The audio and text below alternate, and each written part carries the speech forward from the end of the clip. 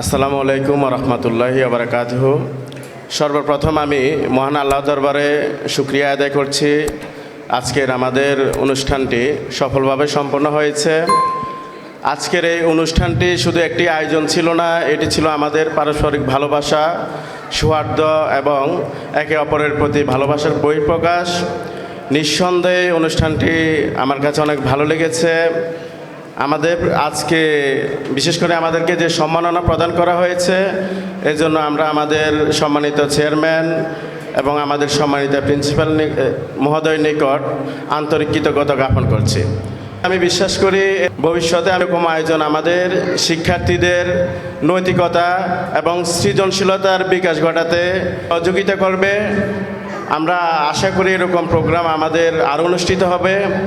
আমি আরও একটা কথা বলতে চাই, এই প্রতিষ্ঠানে আমার হাঁটি হাঁটি গুটি গুটি পা পা করে প্রায় 1 বছর পূর্ণ হয়েছে।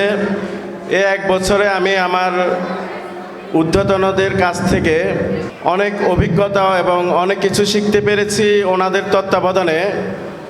আমি এর আগেও অনেক জায়গায় শিক্ষকতা করেছি। বিশেষ করে এখানে আমাদেরকে যেভাবে হাতে কলমে শিখিয়েছেন এর জন্য তাদেরকে অনেক অনেক অনেক ধন্যবাদ। আমাদেরকে ওনাদের কাজগুলো বিভিন্ন উপায়ে আমাদেরকে হাতে কলমে শিখিয়ে দেন, যেটা বেশিরভাগ প্রতিষ্ঠানে আমি মনে করি হয় না। এজন্য আমি ওনাদের প্রতি আরও একবার কৃতজ্ঞতা জ্ঞাপন করছি।